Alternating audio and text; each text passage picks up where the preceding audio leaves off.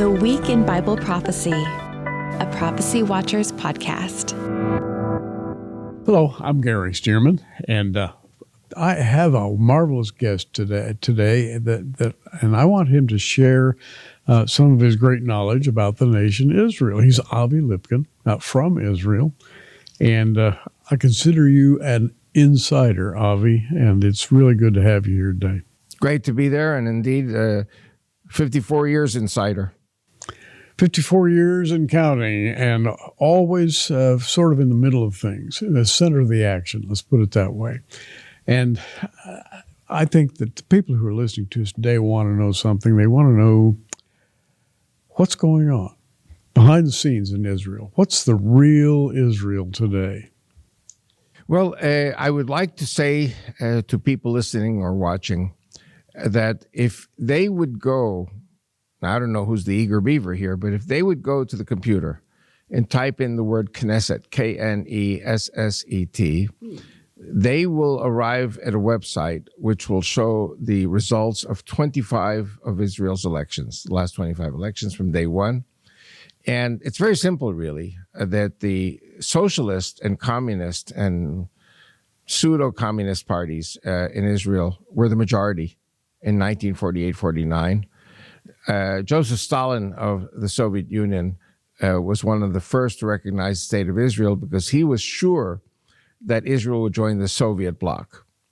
But Ben-Gurion, our first prime minister, had other ideas. He did not want to write off the Jews of America or the Jews of the diaspora, and he did not want to take sides in the Cold War between the Soviet Union and the United States. So he made a coalition with a religious party and also with a liberal party, but not liberal like in today's sense, liberal in the sense of laissez-faire capitalist party, which actually became part of the Likud one of the days later. In 1966, they became part of the Likud. It was called the General Zionists. Anyway, so the General Zionists and the religious party and Ben-Gurion formed a coalition. And what we see from 1922, total socialist Soviet domination of life in Israel.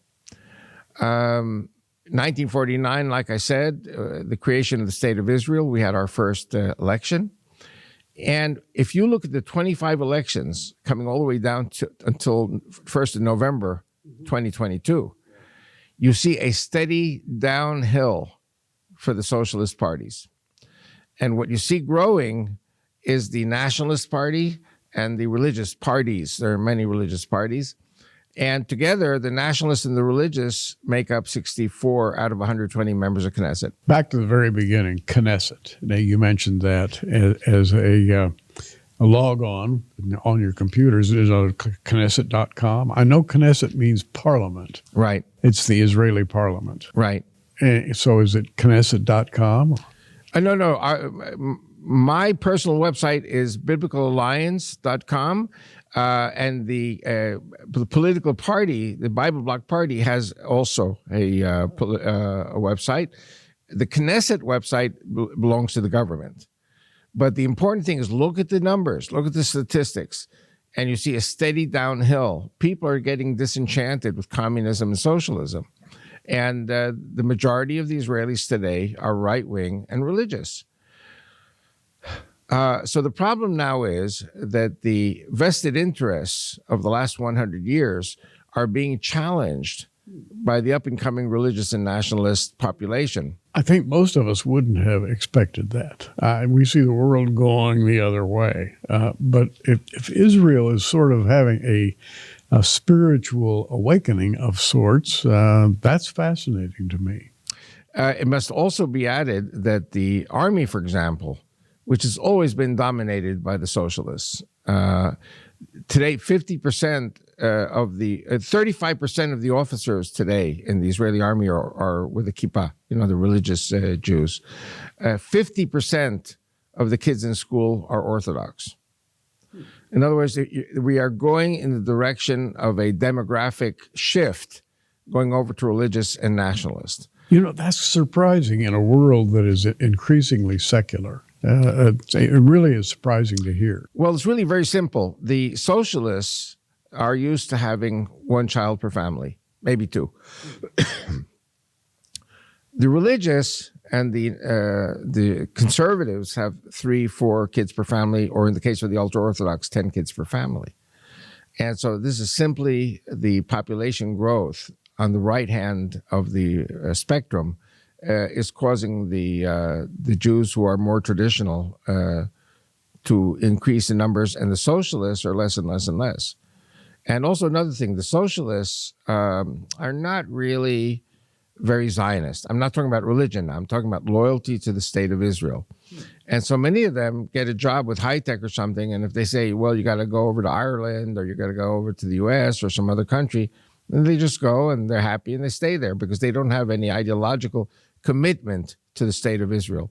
Whereas the nationalists and the ultra-Orthodox and modern and the nationalist Orthodox, Israel is the apple of our eye. Wow, that's wonderful. Yeah. I mean, it's good news. But there's a problem also, but we'll get to that. Well, go ahead. There is a darker side. There's a darker side. Benjamin Netanyahu is married to a very sweet, wonderful woman by the name of Sarah Netanyahu. Sarah Netanyahu has a brother, and he went on record last week saying, you want democracy? Leave Israel and go to America, where they have democracy. Democracy is not a biblical value. I was completely shocked, but it's not the first time I heard something like that. In other words, my whole life has been dedicated to studying and supporting the idea of Judeo-Christian Western civilization and democracy.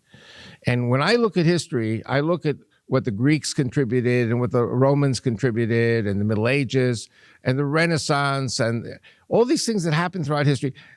The Magna Carta, 1215, for example, limiting the absolute powers of the government. And then you had the American Revolution, which in itself was also a remarkable feat. The American Revolution changed the world. The abolishing of slavery, giving women suffrage, voting rights. This is 2,000 years of the progress of the human race. And so to come and say, if you don't like democracy, go to America, we're going to stay with the Bible. That guy wants this is the brother of Sarah Netanyahu. He wants to go back to 2,000 years ago. That's crazy. Well, it's crazy in light of what's happening in the world today, I would say. Yeah. But to hear that is very encouraging. We all, those of us who are Bible-believing Christians, really highly regard Israel, both in history and in prophecy, because God is absolutely going to do a great work in Israel, as he has done in the past.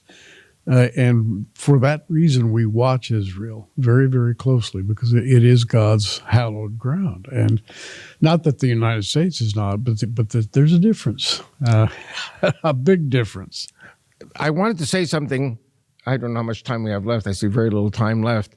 And maybe we can cover it in the next podcast. But I'll start by saying that when I was a young kid growing up in New York, I was taught, or shall I say mistaught, in Hebrew school, that all Christians were bad, and there was going to be a Holocaust in America.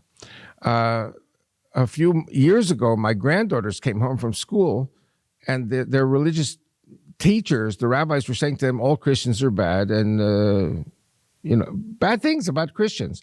And my son Aaron and I had to sit down very seriously and straighten them out. And we straightened them out. And they began to understand that many times rabbis are misteaching because they themselves were mistaught. And so one of the important things we have to do is to reach out to the rabbis, reach out to the religious teachers, to explain to them that the development of Western Christianity, which has been Zionist in essence, is something that developed only because of Western civilization and democracy. So we cannot mock Western civilization and democracy, because then we go back to a very evil time in which we were slaughtered and we had no friends. And the work of God goes on. It's things happen, but they don't just happen. There's a divine direction. And I know you're aware of that, and I think Israelis in general would be aware of that fact and have, just under the skin, there is that constant awareness that there is a God and He is working, and He does favor and bless certain people. And may the Lord bless you, Avi. Amen. And you, and Prophecy Watchers, and America. Thank you.